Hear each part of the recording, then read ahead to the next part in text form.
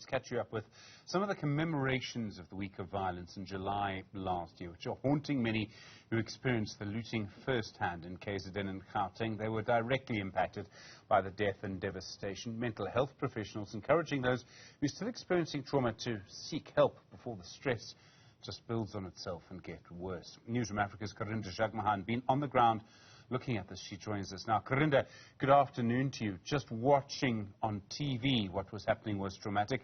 How are people there coping a year later?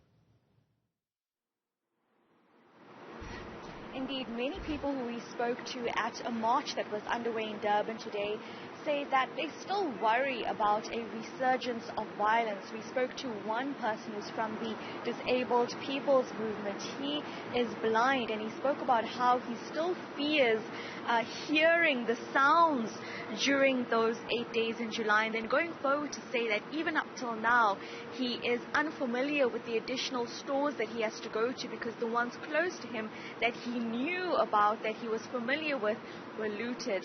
Another person speaking about how when there are protests, they are terrified about whether or not this is going to increase or catapult to the level of violence that we saw last year at this time.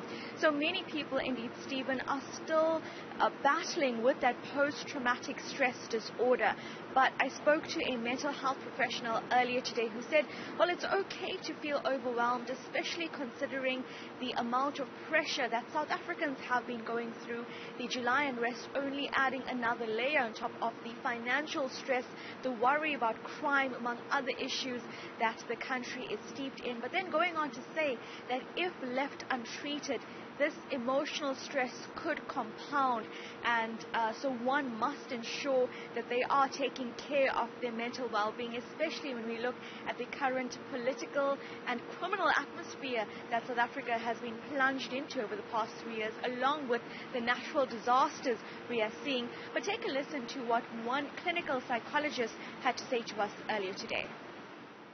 So there's a myriad of issues that can manifest. I think, in South Africa, we have so many mental health difficulties with not the most well-nourished mental health infrastructure and services that are available for the population from an availability and an accessibility perspective as well. So when you combine those two difficulties, what you'll find is a lot of things can go untreated and individuals can then suffer in silence. So there's the classic presentations of anxiety and depression, but also in South Africa we have a lot of difficulties with substance use, and sometimes people turn to substance use as a coping mechanism. So you'll find there could be increased alcoholism or other substances that are being utilized to numb some of the stress and the anxiety and the trauma symptoms.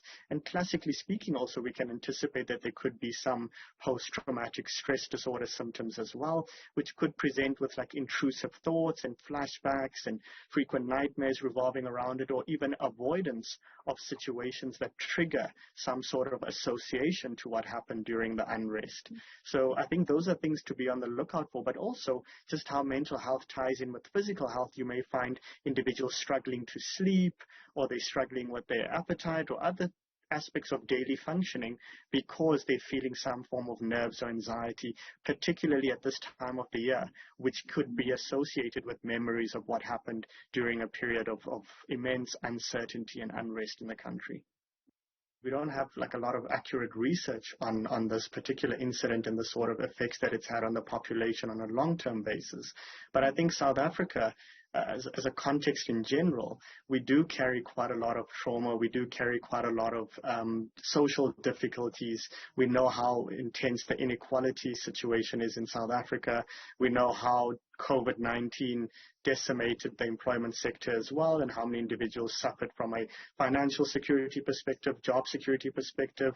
And even now with the rising cost of living, there's so many stressors at play. So to add an incident such as the July unrest, it really adds another layer to it as well.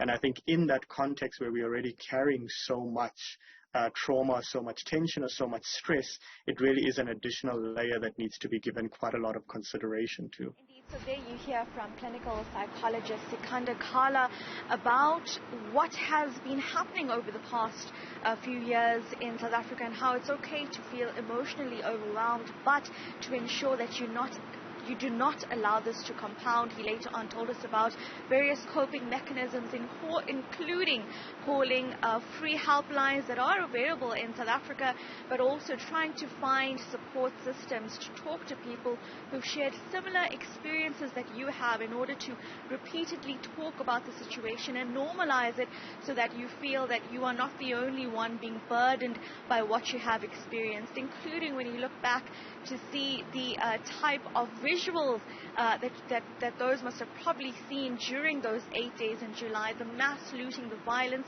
Over those 8 days, 300 people dead, more than 50 billion rand lost to the local economy, a time of utter devastation that wreaked havoc across KZN and Gauteng. So, of course, the impact of this on one's mental health would be quite strong.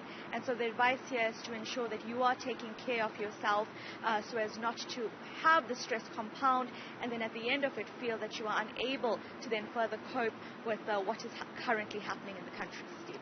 Karinda, Jagmohan, thank you very much indeed. Such a difficult time last year.